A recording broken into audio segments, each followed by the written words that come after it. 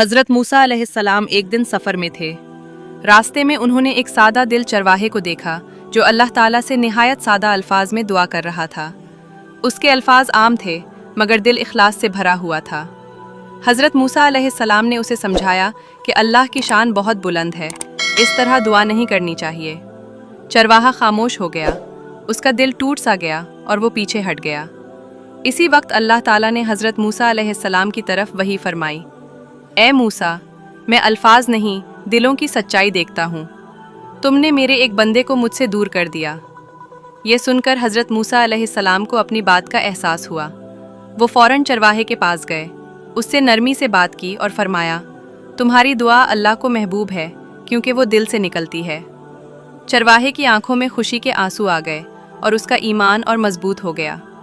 सबक: अल्लाह ताला के नज़दीक असल कदर दिल की सच्चाई की है, और यही है इज़्ज़त मूसा अलैहिस्सलाम कि उन्होंने अल्लाह के हुक्म के आगे फ़ौरन आजिज़ी इख्तियार की।